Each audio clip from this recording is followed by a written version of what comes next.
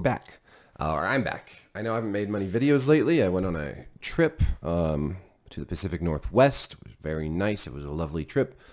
But I'm eager to get back to making videos about my favorite things like The Walking Dead and Call of Duty. Fear the Walking Dead, second episode of the 7th season. We have Morgan and Grace and baby Mo all holed up in a nuclear submarine. It's interesting to me. We have, at the end of season 6, Teddy fires off these nuclear warheads. And all of our heroes, for the most part, are all right next to each other, except for Alicia. She's off in a bunker somewhere. And they all run on foot, in buggy, in, whatever mode of transportation they have. They didn't have much. They all run away to get away from the nuclear bombs that are about to go off any second. And somehow they all end up in radically different places. Somehow Strand is able to go all the way to this tower, and in the time between season 6 and season 7, he has built this major thriving community with rooftop gardens and yoga, painting classes.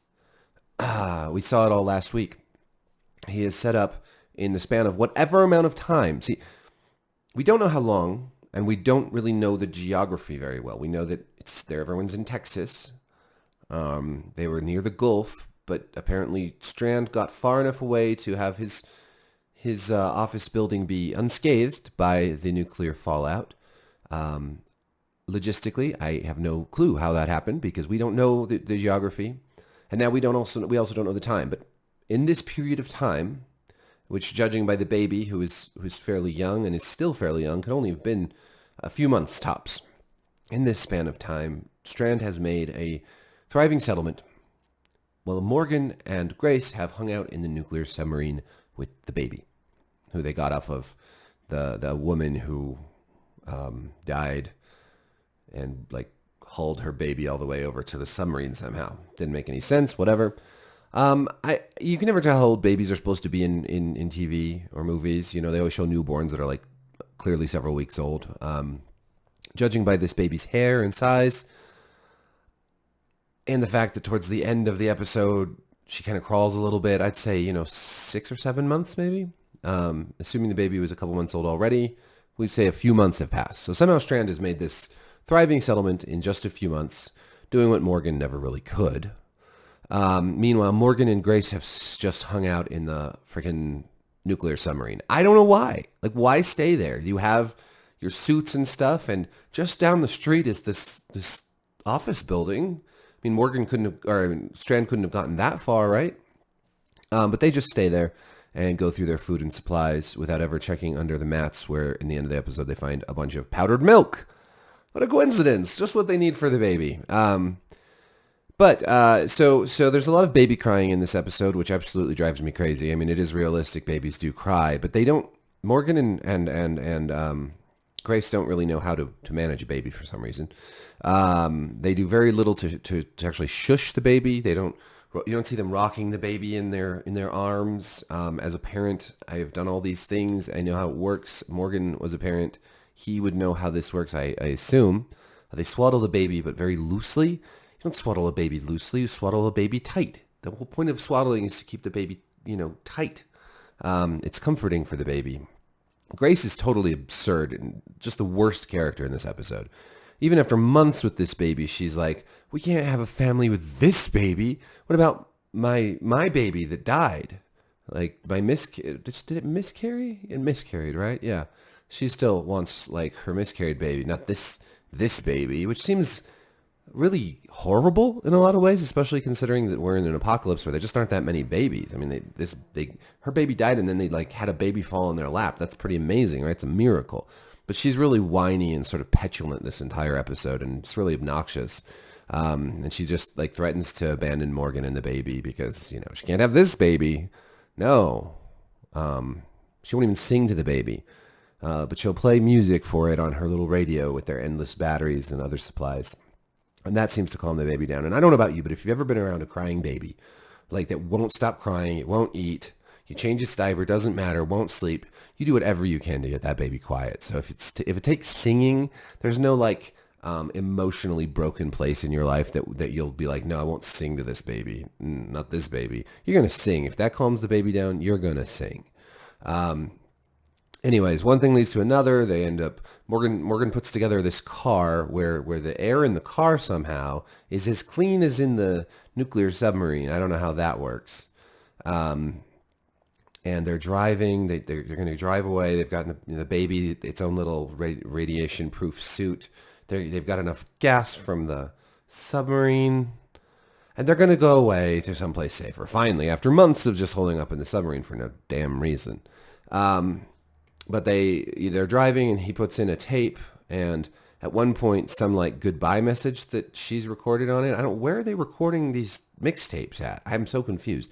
But it's some like goodbye thing to Morgan, it sounds like, and she starts crying and freaking out and acting completely insane, and they crash. And then these crazy people with bandages all over them come and try to steal their baby because they pretend like it's their baby, but their baby's dead and it's in a suitcase. It's like a zombie baby.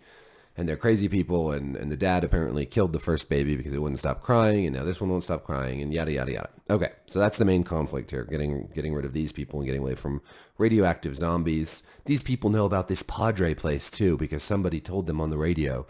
But no one's told Morgan on the radio, even though these radios are everywhere, and, you know, the walkie-talkie problem this show's had forever. So they kill the dad who's about to kill the baby. And then they leave the woman behind to die with her zombie baby and her dead husband. And they drive off. They go back to the submarine, and what's his face? Strand's. I keep doing that. Strand's assistant guy is there, and he says he'll take Grace and the baby back, but not Morgan, because Strand doesn't want Morgan there at his tower. They say no, so he takes all their food and all their supplies and he leaves, and that's when they find the powdered milk that they could have had this whole time just under the floor right there. I don't know. I don't know. You'd think after months you'd search the whole place pretty well, but no. Overall, this was a terrible episode. It really was. I actually didn't mind Morgan that much. He's just trying to like do the right thing, get everybody out of there, take care of the baby. Grace was unbearable. She was awful. Just like kick her to the curb, Morgan. She's a total selfish asshole, basically. Yeah, it's hard to have a baby, but come on, you're not only in a zombie apocalypse, you're in a freaking nuclear apocalypse now. Like, man up a little bit. The Padre stuff is so dumb. Like, just random people all over who know about this place, but none of our heroes know anything about it. Yeah, okay, sure. That makes sense. And I don't like how we're doing this anthological format again, where we have one episode devoted to Strand, and then we have another episode just entirely devoted to Morgan and Grace. Cool, we get to spend the whole episode with these assholes. And then, you know, next week I think it's like John Dory Sr. and June, and, you know, after that we'll probably get like the truckers. I don't know. The whole nuclear apocalypse aspect of this is really terrible also. It's like there's no rules. Everything is like looks all yellow, like that's what radioactive wastelands look like, but it's like months later. I don't know how they're getting food. They always go out and scan things. It's like everything around here is going to be radioactive. Like, go somewhere else. You don't have to stay in Texas. You can just go somewhere else.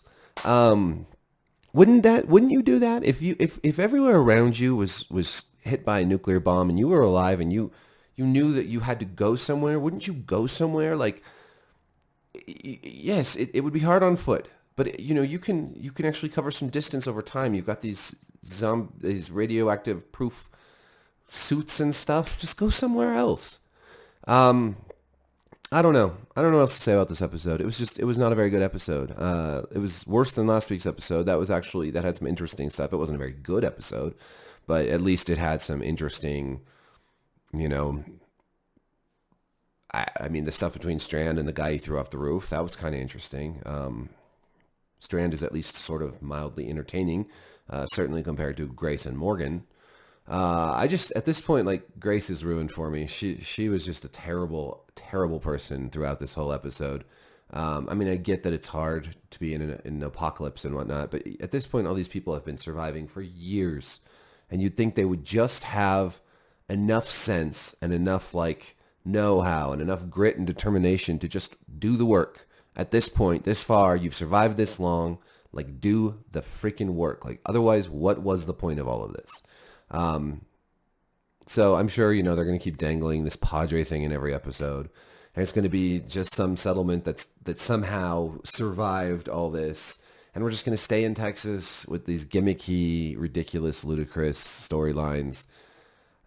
And probably AMC will renew the damn thing again and keep the same showrunners involved, even though they have completely destroyed this show. So that's what I have to say. Let me know in the comments what you thought of this episode, and like and subscribe and all that jazz. Much love. Peace.